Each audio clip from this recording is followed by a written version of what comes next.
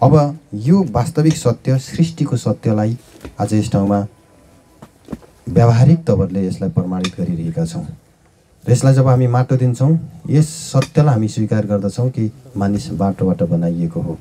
तपाईँ हामी आज जुनसुकै जात जातिका मानिस भए तापनि, जुनसुकै देशवासी मानिस भए तापनि, हामी जुन समुदायको मानिस भए तापनि तपाईँ हाम्रा पुर्खा केलाउँदै गएपछि एउटै ठाउँमा गएर ठोकिन्छ।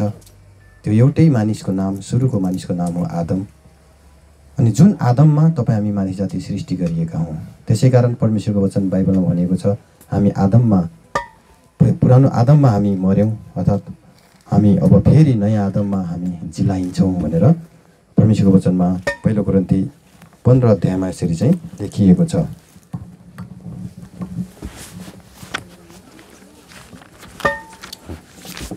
अनि यस्तो लेखिएको छ 1 कोरिन्थी 15 अध्यायको 45 पद, पहिलो मानिस आदम जीवित प्राणी बन्यो अनि अन्तिम आदम चाहिँ जीवित पार्नुहुने आत्मा बन्नुभयो। तर आत्मिक होइन, तर प्राकृतिक चाहिँ पहिलो थियो, त्यसपछि आत्मिक। यसै कारण परमेश्वरको वचनमा स्पष्ट रूपले लेखिएको छ कि पहिलो आदम तपाईँ हाम्रो आदि पुर्खा, तपाईँ हाम्रो आदि पिता, हामी सबैका आदि पिता, जो चाहिँ एउटै मानिस यो संसारमा जो सृष्टि गरिएका थिए, जो चाहिँ परमेश्वरबाट सृष्टि गरिएका थिए। मानिस नै सृष्टि गरिएको थियो, मानिसलाई अन्य कुनै जीवको रूपमा सृष्टि गरिएको थिएन अनि कुनै जीवबाट मान्छे विकास भएर आएको पनि होइन। यसकारण आज विज्ञानले धेरै किसिमका थ्योरीहरू निकाले तापनि एककोशीय जीवबाट बहुकोशीय हुँदै, दुईकोशीय बहुकोशीय हुँदै चाहिँ आज यो विकासक्रम यहाँ आएको भनेर सुरुका सिद्धान्तहरूमा भने तापनि आजको साइन्सले नै त्यसलाई फेल बनाउँछ। आजको साइन्सले त्यो पुरानो साइन्सलाई मान्दैन। यसै कारण यहाँनिर धेरै थ्योरीहरू अहिले संसारमा चलिरहेका छन्। ती सम्पूर्ण थ्योरीहरू, सबै थ्योरीहरू एउटा थ्योरीले अर्को थ्योरीलाई काट्दै सबै थ्योरीहरू अधुरा साबित भइसके। अन्तिममा सृष्टिको जुन पनि थ्योरी हो, जुन क्रिएसनिजम हो, त्यो नै आज संसारमा पारित थ्योरी हो। यो चाहिँ मानिस नै बनाइएको थियो, मानिस पशु बनाइएको थिएन भन्ने थ्योरी हो। त्यसकारण मानिसको शरीर फरक हुन्छ, चराचुरुङ्गीको शरीर फरक हुन्छ, पशुहरूको शरीर फरक हुन्छ भनेर बाइबलमा लेखिएको छ। मानिसको शरीर बनाउँदा पशुको शरीर बनाइएको होइन, मानिसको शरीर बनाउँदा अन्य जीवको शरीर बनाइएको होइन। मानिसको शरीर मानिसकै शरीर बनाइएको थियो अनि जीवको शरीर जीवकै शरीर बनाइएको थियो। यो पनि 15 अध्यायमा यसको विषयमा बताइएको छ। 39 पद, सबै मासु एकै किसिमको मासु हुँदैन, तर मानिसहरूको एक किसिमको मासु हुन्छ, पशुहरूको अर्कै मासु हुन्छ, माछाहरूको अर्कै मासु र चराहरूको अर्कै किसिमको मासु हुन्छ। यसै कारण यो शरीरको विषयमा कुरा गरिएको हो, फ्लेसको विषयमा कुरा गरिएको हो। यो चाहिँ बर्ड्सको फ्लेस, अनि त्यसपछि बिस्टको फ्लेस, अनि फिसको फ्लेस, अनि ह्युमन फ्लेस, यिनीहरू चाहिँ फरक तरिकाले यिनीहरू क्रिएट गरिएका थिए। आज साइन्सलाई यो कुरा मान्न बाध्य भइसकेको छ, किनभने फ्लेसहरू एउटै थिएनन् भन्ने कुरा आज सर्वसम्मत भइसकेको कुरा हो। त्यसै कारणले यो बाइबलले परमेश्वरको वचनमा, यो वचन बाइबलले पहिल्यैदेखि यो कुरा सत्य बताएको थियो कि मानिस एउटै सृष्टि मान्छे परमेश्वरले गर्नुभएको हो, यो कुनै जीवबाट विकास भएर आएको होइन। यो सुरुदेखि नै चेतनशील हो, यो पहिला जङ्गली र पछि चाहिँ घरायसी भएको होइन।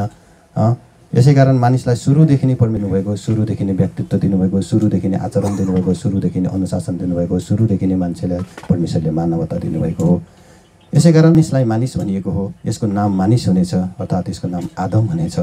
अनि उनीबाट परमेश्वरले एकजना स्त्री बनाउनु भयो जसको नाम चाहिँ हव्वा हो, अनि यिनी हाम्रै आदि माता हुन्।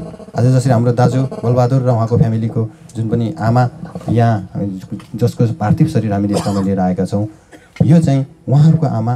त्यसो हुँदै गर्दाखेरि सृष्टिको पहिलो आमाको नाम थियो हव्वा, अनि जसबाटका तपाईँ हामी सम्पूर्ण सन्ततिहरू हौँ। आज संसारमा तपाईँ हामी विभिन्न परिस्थितिमा संसारमा तितर-बितर भएर गइसके पश्चात तपाईँ हाम्रा सोच र विचारहरूमा तपाईँ हामी विभाजित भएर गयौँ। तर जब वास्तविकतालाई तपाईँ हामी सोच्छौँ, हाम्रो विभाजित मानसिकता एकै ठाउँमा सामेल हुन जान्छ। परमेश्वरले जसले यो सारा जगतको सृष्टि गर्नुभयो, उहाँ धेरै हुनुहुन्न, उहाँ एउटै हुनुहुन्छ। एउटै ईश्वरका तपाईँ हामी विभिन्न सृष्टिहरू हौँ। त्यसै कारण परमेश्वरको वचनमा भनेको छ यहाँनिर उहाँलाई चाहिँ मान्छेले छामेर भेटाउन्, छमछुम गरेर भेटाउन् भनेर, हामी कसैभन्दा पनि ईश्वर टाढा हुनुहुन्न भनेर प्रेरितको पुस्तक 17 अध्यायमा यो कुरा लेखिएको छ। उहाँ ईश्वर जसले तपाईँ हाम्रो संरचना गर्नुभयो, जसले तपाईँ हामी सकलो मानिस जाति र यो होल सृष्टिलाई सृष्टि गर्नुभयो, सकलो ब्रह्माण्डलाई सृष्टि गर्नुभयो र यसको पुरा सिस्टमलाई उहाँले क्रिएट गर्नुभयो। उहाँ परमेश्वर तपाईँ हामी मानिस जातिबाट टाढा हुनुहुन्न। मानिसले छामछाम छुमछुम गरेर पनि भेटाउन् भनेर तपाईँ हामी सबैको नजिक उहाँ विभिन्न तरिकाले तपाईँ हामी कहाँ प्रकट हुनुहुन्छ, प्रदर्शित हुनुहुन्छ, उहाँको महिमा चम्किँदछ। तिनीहरूले प्रभुलाई खोजुन् भनेर सायद उहाँलाई छामछाम छुमछुम गरेर भेटाउलान्, तैपनि उहाँ हामी हरेकबाट टाढामा हुनुहुन्न। उहाँ परमेश्वर ईश्वर जो सारा सृष्टिका एकमात्र विधाता, एकमात्र कर्ता, क्रिएटर, एकमात्र सनातनका परमेश्वर, जसको विषयमा बाइबलमा भनेको छ उहाँ सनातनका परमेश्वर हुनुहुन्छ। अनादिकालदेखि अनन्तकालसम्म, eternity to eternity he is God. उहाँ एक मात्रै परमेश्वर जो अनन्तदेखि अनन्तसम्म एक समान हुनुहुन्छ। तपाईँ नै अनादिदेखि अनन्तकालसम्म परमेश्वर हुनुहुन्छ भनेर भजन सङ्ग्रह 90 अध्यायको 2 पदमा यसरी भनिएको छ। पहाडहरू उत्पन्न हुनुभन्दा अघि अथवा पृथ्वी र संसार तपाईँले सृष्टि गर्नुभन्दा अघिदेखि अनादिदेखि अनन्तसम्म तपाईँ नै परमेश्वर। उहाँ सनातनका परमेश्वर हुनुहुन्छ। अनादि अर्थात् सनातनदेखि अनन्त अर्थात् सनातनसम्म उहाँ चाहिँ परमेश्वर हुनुहुन्छ। इटर्निटीलाई हामीले सनातन भनेका हौँ। इटर्निटी अर्थात् इभरलास्टिङ टु इभरलास्टिङ भनेर पनि भनिएको छ। अनादिदेखि अनन्तसम्मका एकमात्र परमेश्वर, अनन्तका परमेश्वर। अनि उहाँको यो वचन पनि अनन्तको वचन हो, सनातनको वचन। अनि उहाँका पुत्र प्रभु यीशु मसीह सनातनका पुत्र हुनुहुन्छ। अनि उहाँमा नै हामी मानिस जातिको सृजना भएको हो अनि सकल ब्रह्माण्डको सृजना भएको हो। हाम्रो यो सोच्ने दिमाग, हाम्रो बोल्ने मुख, हाम्रो तर्क गर्ने क्षमता, हामीले सोच्न सक्ने कुरा, रोच्ने बुद्धिका कुराहरू, यी सबै कुराहरू जो अचम्म छन्, अद्भुत छन्, यी सबै कुराहरूलाई जब तपाईँ हामीले निहार्छौँ त्यहाँनिर एकजना सत्य र एकदम बुद्धिमान परमेश्वर हुनुपर्छ भन्ने कुरालाई तपाईँ हाम्रो अन्तस्करणले सही छाप गर्दछ। तपाईँ हाम्रो अरू सबै कुरालाई हामीले झुट बोले तापनि हाम्रो अन्तस्करणलाई हामीले झुट बोल्न सक्दैनौँ। हाम्रो अन्तस्करणमाटलाई सोध्यौँ भने हे अन्तस्करण, हे मेरो आत्मा, हे मेरो मन, हे मेरो भित्री हंस, मलाई बता कि ईश्वर कतिवटा छन् भनेर तपाईँ हामीले आफैसित क्वेसन गऱ्यौँ भने तपाईँ हाम्रो अन्तस्करणले स्पष्ट रूपले भन्छ हे ईश्वर त एउटै हुनुपर्छ, संरचना एउटै हुनुपर्छ, सिस्टम एउटै हुनुपर्छ, नत्र त यो ब्रह्माण्ड एक ठाउँमा टक्राउने थियो, यो सम्पूर्ण क्ल्याप्स भएर जाने थियो। यो सारा सकल ब्रह्माण्डको जब तपाईँ हामीले अध्ययन गर्छौँ यो क्ल्याप्स भएर नजानुको पछाडि त्यहाँनिर अन्तर्निहित एकदम भास्ट त्यो एउटा पावर त्यहाँनिर क्रियाशील छ, त्यहाँ एउटा शक्ति क्रियाशील छ। त्यो शक्ति नै ईश्वर हो, ईश्वरको शक्ति हो। उहाँको शक्तिले यो ब्रह्माण्ड थामिएको छ, यो सकल संसार थामिएको छ। उहाँ परमेश्वरले तपाईँ हामी जस्ता धुलो सरीका मान्छे जातिलाई व्यवस्था गर्नुहुन्न। यो चाहिँ अचम्मको कुरा हो। यति महान परमेश्वर भएर पनि जो हाम्रो समझभन्दा बिल्कुलै बाहिर हुनुहुन्छ, हाम्रो समझले उहाँको व्याख्यानको एक छेउ पनि हामीले कोट्याउन सक्दैनौँ। यति महान र महिमित हुनुहुन्छ। यति महिमित परमेश्वरले पनि हामी जस्तो एकदमै नगण्य मान्छे जातिलाई ध्यान दिनुहुन्छ र चासो राख्नुहुन्छ। एउटा मानिसको एउटा आत्मा पनि खेर जाओस् भन्ने उहाँ चाहनुहुन्न। त्यसैले मान्छे जातिलाई अत्यन्तै प्रेम गरेर उहाँले मान्छे जातिको निम्ति आफ्नो बहुमूल्य वचन यो पवित्र शास्त्र बाइबल दिनुभयो। यो सारा संसारको लागि थियो। आज तपाईँ हामीले कुरा बुझ्छौँ भने यहाँनिर परमेश्वरका वचन छन्, यहाँनिर विवाद छैन, कसैको तर्क वितर्क छैन र कसैको तुलना पनि छैन। यहाँनिर फलानु शास्त्रभन्दा फलानु शास्त्र राम्रो, फलानुभन्दा फलानु राम्रो भन्ने किसिमको कुनै तुलना छैनन्, किनभने यो परमेश्वरको वचनको अरू कसैसित तुलनै हुँदैन। अनि यहाँनिर कुनै पनि तर्क छैनन्, कुनै पनि किसिमको त्यस्तो शब्द जाल पनि बिछाइएको छैन, किनभने जे पनि कुरा स्पष्ट र एकदम पारदर्शी ट्रान्सपरेन्सी यो परमेश्वरको वचनभित्र हामीले प्रत्येक शब्दमा हामीले ट्रान्सपरेन्सी हामीले पाउँदछौँ।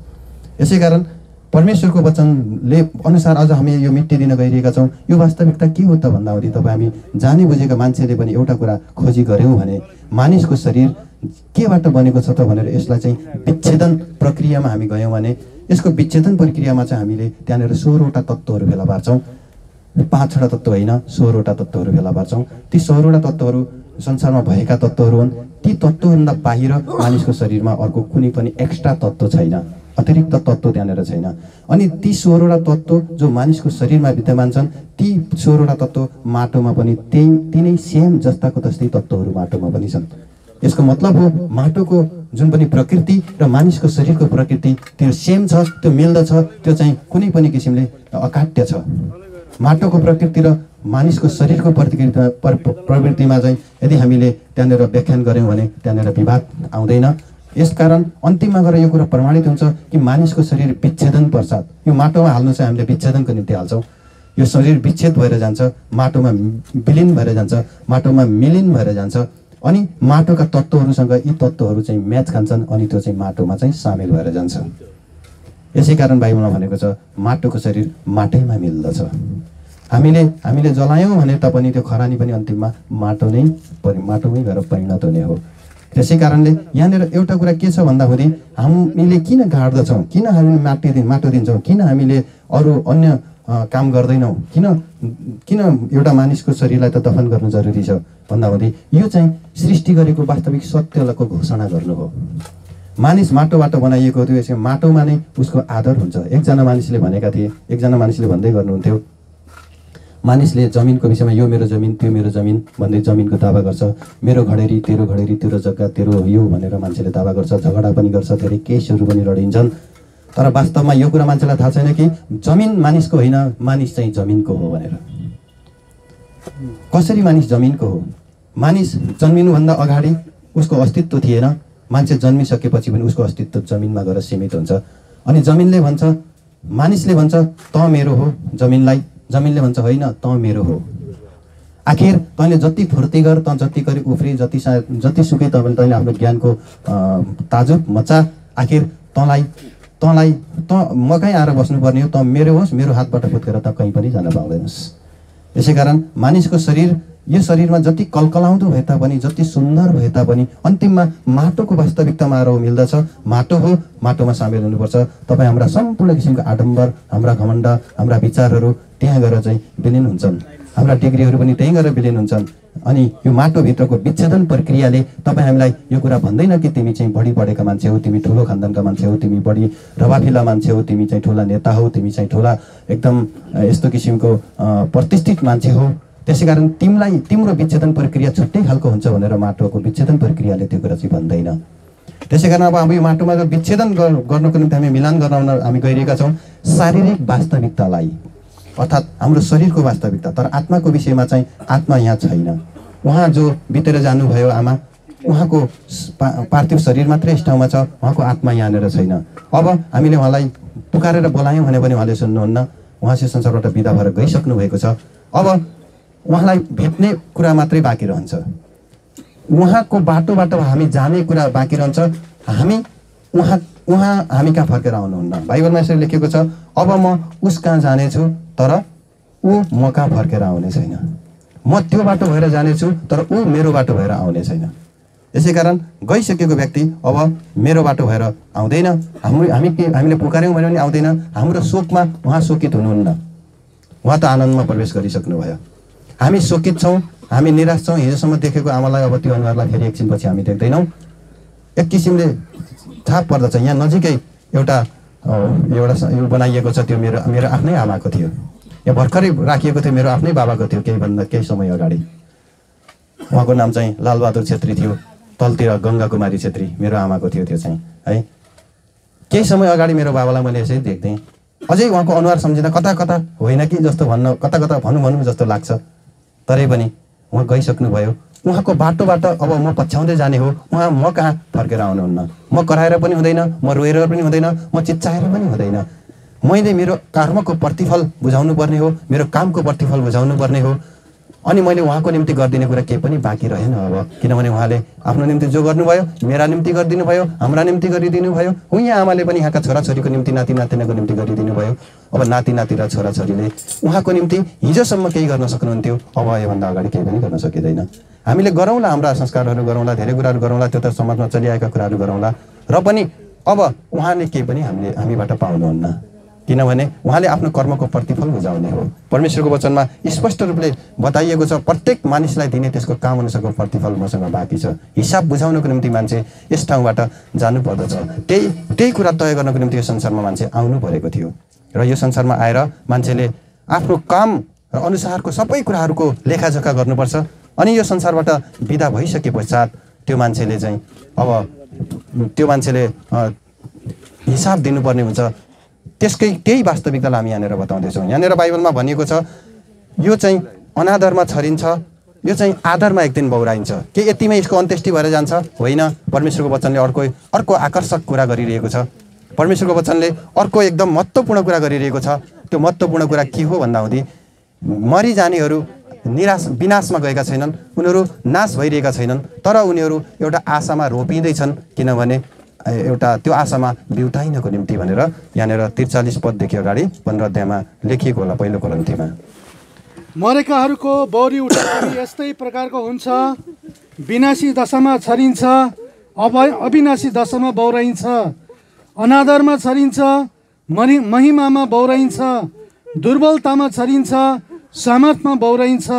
एउटा प्राकृतिक शरीर छरिन्छ, एउटा आत्मिक शरीर बौराइन्छ। प्राकृतिक शरीर हुन्छ र आत्मिक शरीर पनि हुन्छ। यसै कारण यहाँनिर एउटा प्राकृतिक शरीर रोपिन्छ, एउटा आत्मिक शरीर बिउताइन्छ। त्यहाँनिर जसरी पार्थिव शरीर छ त्यसरी आत्मिक शरीर पनि छ। एउटा सत्य मान्छेलाई पत्याउन साह्रै गाह्रो होला, तर निकट भविष्यमा एउटा घटना घट्नेवाला छ। त्यो घटना के छ भन्दाखेरि सारा संसारबाट धेरै मानिसहरू हराउँदैछन्। ती हराएका मानिसहरू कहाँ गए भन्ने विषयमा मान्छेहरूले धेरै कुराहरू गर्लान्। संसारमा उडन तस्करीहरू आउँदैछन्, धेरै फ्लाइङ सोसर्सहरूको विषयमा कुरा छ, युएफएको विषयमा कुराहरू छ, अर्थात् अनसल्भ ती जति ती युनिभर्सल जुन पनि अन्तरिक्षका जुन त्यस्ता वस्तुहरू, त्यस्ता किसिमका ती अनसिन थिङ्सहरू, त्यो युएफएको विषयमा हामी सुन्दछौँ। यी सबै कुराहरू मान्छेको आँखामा छारो हाल्नको निम्ति आगामी भविष्यमा घट्ने एउटा घटनालाई ओझेल पार्नको निम्ति यो संसारमा अहिले आएका कुराहरू हुन्। आज तपाईँले त्यो बेलामा जब घटना घट्छ त्यतिखेर तपाईँले मनन गर्नुहोला, फलानो दिन मैले सुनिरहेको थिएँ कि फलानो ठाउँमा फलानो व्यक्तिले यो संसारमा एउटा अद्भुत घटना घट्नेवाला छ भनेर भनिरहेको थियो। के आज त्यही भयो भनेर तपाईँले एक दिन सुन्नुहोला, किनभने यो संसारबाट लाखौँ मान्छेहरू एकै क्षण एकै टाइममा हराउनेवाला छन्। त्यो टाइमलाई चाहिँ बाइबलले एउटा शब्द लेखेको छ, त्यसलाई चाहिँ ऱ्याप्चर भन्ने शब्द लेखिएको छ। त्यसलाई चाहिँ उठाइ लगिनु भन्ने शब्द लेखिएको छ। त्यो समयसम्म यो संसारको एउटा अनुग्रहको समय छुट्याइएको छ, अनि यो समय जब सकिएर जान्छ त्यसपछि त्यो समय त्यसपछि अन्तिममा औँला भाँचेर समयको गणना हुन्छ। त्यसमा यो ग्रेस अफ टाइमको जब एन्डिङ पिरियड यो संसारले फलो गरिरहेको छ, अब कुनै समयमा यो कुरा घट्छ। त्यतिखेर धेरै मानिसहरू हराउँछन्। को हराउँछन् भनेर सोच्नु होला। त्यो दिन हराएका मान्छेहरूको लिस्ट तपाईँले तयार पार्नु होला। त्यो हराएका मान्छेहरू प्राय सच्चा क्रिस्चियनहरू हुनेछन्। संसारबाट तिनीहरू लोप हुँदैछन्, तिनीहरू हराउँदैछन्, यो संसारबाट तिनीहरू जाँदैछन्। एउटा सत्य घटना आज कसैले नपत्याए पनि आज नै मैले तपाईँहरूको सामने घोषणा गरेर भनिदिएको छु, यो कुनै निकट भविष्यमा एउटा घटना घट्नेवाला छ। यो संसारबाट हजारौँ हजार लाखौँ लाख क्रिस्चियनहरू हराउँदैछन्। कहाँ जानेछन्? न तिनीहरूको शरीर तपाईँले पाउनुहुनेछ, न तिनीहरूको तपाईँले आत्मा पाउनुहुनेछ। अनि संसारमा यस्तो भनिनेछ, ती हराएका मान्छेहरू को हुन्, कहाँ गए भनेर भन्दाखेरि अन्य ग्रहमा यस्ता हामीभन्दा विकसित मान्छे थिए, तिनीहरूले हामीलाई यो संसारबाट उठाएर लगिदिए।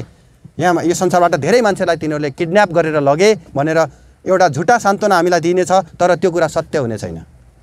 किनभने कुनै अनसोल्भ मिस्ट्री त्यस्ता चिजहरूले, फ्लाइङ सोसर्सहरूले हामीलाई यस ठाउँबाट उठाएर लगेका हुने छैनन्। त्यो दिन प्रभु येशू मसीह स्वयं स्वर्गबाट ओर्लनु हुनेछ, बादलमा ओर्लनु हुनेछ, तुरै फुकिनेछ, अनि जुन पनि मृत्युमा सुतेकाहरू, चिहानमा सुतेकाहरू अविनाशी दशामा तिनीहरू बौराएर उठाइनेछन्, अनि उनीहरू प्रभु येशू मसीहलाई भेट्नको निम्ति बादलमा एकसाथ उठाइनेछन्। यो एउटा कुरा परमेश्वरको वचनमा लेखिएको छ। पहिलो थिस्सलुनीको पुस्तक 4 अध्यायको 16, 17, 18 पद कृपया पढ्नुहोस्।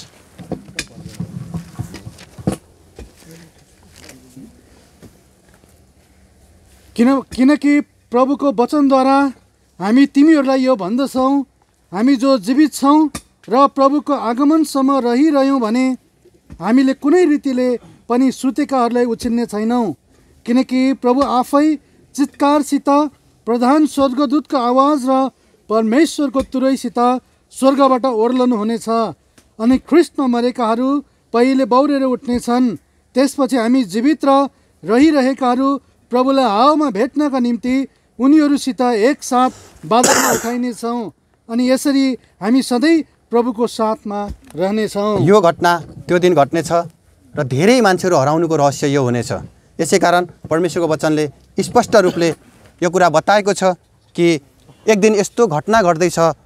यसको अर्थ के हुनेछ भन्दाहुँदी जो चाहिँ माटोमा सुतेकाहरू अविनाशी दशामा त्यो दिन बौरेर उठ्नेछन्, अनि यो संसारमा भइरहेका जो चाहिँ एउटा जैवन विश्वासीहरू छन् तिनीहरू परिवर्तन हुनेछन्, तिनीहरूको एउटा ट्रान्सफर हुनेछ, तिनीहरू अर्थात् तिनीहरू ट्रान्सलेट हुनेछन्, एउटा पार्थिव शरीरबाट तिनीहरू स्वर्गीय शरीरमा ट्रान्सलेट हुनेछन्, अर्थात् तिनीहरू परिवर्तन हुनेछन् र उनीहरू ती मरेर सुतेकाहरू पहिला उठाइनेछन् अनि यहाँ भइरहेकाहरू परिवर्तन हुनेछन् र उनीहरू र तिनीहरू सँगसँगै बादलमा प्रभु कहाँ उठाइनेछन्। यो घटना लामो समयभित्र हुने छैन, यो घटना एकदमै सर्ट टाइमभित्र हुनेछ। त्यो समयलाई बाइबलले आँखाको निवेश भन्ने एउटा शब्द दिइएको छ। आँखाको निवेशमा अन्तिम तुरै बज्दा हुँदी, किनभने मरेकाहरू अविनाशी दशामा बौराइनेछन् भनेर पहिलो कोरिन्थी 15 अध्यायमा यसरी स्पष्ट लेखिएको छ। कृपया यो बाइबलमा लेखिएको कुरा हो, यसलाई हामी 100% हामी सत्य मान्छौँ र यसमा हाम्रो कुनै पनि दुविधा छैन। यो कुरा हुन्छै हुन्छ, किनभने परमेश्वरको वचनमा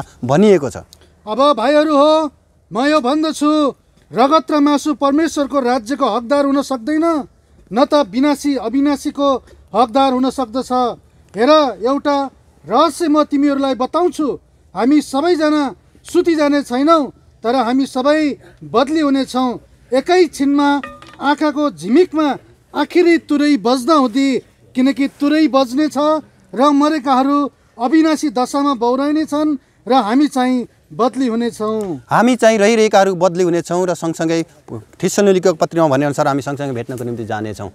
यो घटना आज मान्छेलाई ताजुब लाग्ला, तर यो अकाट्य सत्य हो। हामी यही दिनको प्रतीक्षा गरेर यो संसारमा सबै किसिमका दुःख कष्ट समस्या बाधा व्यवधान सबै किसिमका कुराहरूलाई आज यसकारण हामी सहर्ष सहनको निम्ति हामी तयार छौँ, किनभने यो सत्य एक दिन नजिक आइरहेको छ। यसै कारण किन यो कुरा हुँदैछ भन्दाखेरि यो भाइल अर्थात् यो व्यर्थको यो माटोको शरीरले एउटा स्वर्गीय शरीर धारण गर्नुपर्छ भनेर परमेश्वरको वचनमा लेखिएको छ। यो चाहिँ यहाँनिर फिलिपीको पत्री 3:21 पदमा लेखेको होला, कृपया पढ्नुहोस्। अब म सकिहालेँ।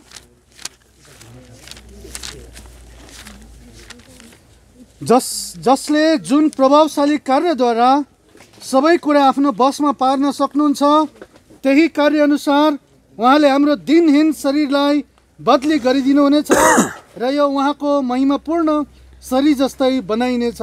उहाँको महिमापूर्ण शरीर जस्तै बनाइनेछ। जसरी प्रभु येशू मसीह संसारमा आउनुभयो, पापीहरूका निम्ति मर्नुभयो, गाडिनुभयो, उहाँलाई चिहानमा गाडियो, जसरी आज यहाँ उहाँलाई गाडिँदैछ, त्यस्तै किसिमले उहाँको शरीरलाई पनि चिहानमा गाडियो। तर 3 दिनपछि उहाँ बौरेर उठ्नुभयो।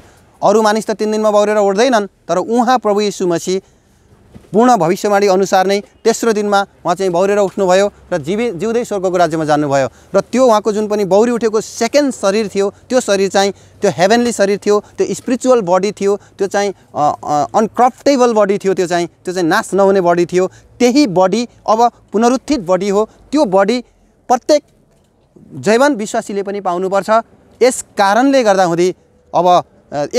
गर्दा हुँदी हामीले यो मिट्टी हामीले दिँदछौँ र यो एउटा आशामा हामीले मिट्टी दिँदछौँ। एक दिन जब समय आउँछ, उनले प्रभुलाई स्वीकारेको कारण, उनले मुक्ति पाएको कारण, उनी परमेश्वरको सन्तान भएको कारणले गर्दाखेरि त्यो ऱ्याप्चरको दिनमा, त्यो रिजरेक्सनको दिनमा उनको पनि पार्टिसिपेन्ट हुनेछ। अर्थात् त्यो रिजरेक्सनको, त्यो पुनरुत्थानको दिनमा उहाँ पनि भागीदार बन्नुहुनेछ र सँगसँगै यो महिमाको एउटा अंश उहाँ पनि बन्नुहुनेछ। यो रहस्यपूर्ण कुरा हो। यस कुराको यो सौभाग्यको भागीदार सबै मान्छे बन्न पाउँदैनन्। तिनीहरू मात्रै जो प्रभु येशू मसीह जो महिमित हुनुभयो उहाँमा भएको यो वास्तविकतालाई स्वीकार गरेका छन् र पापदेखि मुक्ति पाएका छन्, परमेश्वरको त्यो अनन्तको प्रबन्धको भागीदार बन्न पाएका छन्, तिनीहरू यो सौभाग्यको भागीदार बन्नेछन्। यसै कारण यहाँ हाम्रो दाजु हुनुहुन्छ, परिवार हुनुहुन्छ, जतिले प्रभुलाई पाउनुभएको छ, हजुरहरूसँग एउटा दृढ आशा छ, एक दिन हाम्रो भेट हुन्छ। सबै मानिसहरूको भेट हुने छैन। जसको मुक्ति भएको छैन, जसका पापहरू क्षमा भएका छैनन्, उनीहरूको भेट हुने छैन। उनीहरू पाप क्षमा नभएका व्यक्तिहरू कहिले पनि पाप क्षमा भएका व्यक्तिहरूसँग सामेल हुने छैनन्, अनन्तमा सामेल हुने छैनन्। अनि जुन पनि नाता छ, संसारको नाता माटोमा अन्त्य गरिनेछ। आज यो कुराको पनि हामी माटो दिएर हामी घोषणा गर्दैछौँ कि माटोको नाता थियो, माटोमा सकियो। अब उहाँले संसारमा मेरा छोराछोरी छन् भन्नुहुन्न, तपाईहरुलाई चिन्नुहुन्छ, तर छोराछोरीको रूपमा होइन, परमेश्वरको एउटै सृष्टिको प्रजाको रूपमा उहाँले चिन्नुहुन्छ। तर हामीले स्टिल आज पनि भन्दैछौँ उहाँ हाम्रो आफ्नो मान्छे हुनुहुन्थ्यो। तर उहाँको त्यो अन्तिम जुन पनि कुरा, अब यो माटोमा चाहिँ त्यो आफ्नो चाहिँ शरीर थियो, शरीरबाट जन्मिएका थियौँ। तर हामी यो मोहडा शरीर थियो, उहाँले हामीलाई लिएको काख पनि, तपाईँ छोराछोरीलाई राखेको काख पनि शरीर थियो। उहाँको आत्मा थिएन, आत्मा त गयो, त्यो शरीर यहीँ छ, त्यो शरीरको जुन पनि अन्तिम रिश्ता माटोसँग गाँसिएको छ, त्यसकारण माटो दिएर मेरो अन्तिम कर्तव्य भनेर हामीले माटो दिन्छौँ। यो चाहिँ अन्तिम मेरो रिश्ता हो, यो चाहिँ सत्य हो, युनिभर्सल सत्य हो, क्रिएसनको सत्य हो। यो क्रिएसन अर्थात् सृष्टिको सत्यलाई मैले माटो दिएर घोषणा गर्दैछु भन्ने कुराको एउटा घोषणा हो। अब योभन्दा अर्को हामीले उहाँलाई दिने अर्को उपहारै छैन। सबैभन्दा उहाँको निम्ति स्वीकार्य उपहार भनेको चाहिँ माटो हो। यो माटोभन्दा ठुलो दिने अर्को महँगो चिज पनि छैन। अब हामीसँग एउटै महँगो चिज, अत्यन्त स्वीकार्य उपहार हामीले अब उहाँलाई केही दिन सक्छौँ भने त्यो माटो हो। त्यसै कारण तपाईँ हामीले अब अन्तिममा उहाँलाई के गर्छौँ? माटो दिन्छौँ। अब हामीले लगभग अब पुरा भएको पनि छ। अब हामी प्रार्थना गर्छौँ र यसपछि हामीले बक्सलाई यस पिठमा हामी राख्छौँ। त्यस पश्चात हामीले माटो दिएर यो सत्यको उद्घोष हामीले गर्नेछौँ। उहाँलाई अन्तिम आदर हामीले दिनेछौँ र हाम्रो आँखाबाट ओझेल पार्नेछौँ। त्यसपछि यो भित्रको विच्छेदनको प्रक्रिया तपाईँ हाम्रो आँखाले देख्दैन, तपाईँ हामीले आदरको साथमा हामीले दफन गरेको मात्रै हाम्रो आँखाले देख्नेछ। यही वास्तविकता र यही सत्य सारा सृष्टिको सत्य हो। यसैको उद्घोष यो मिटिदिने कार्यक्रम हो। त परमेश्वरले हामीलाई सहायता गर्नुभएको होस्।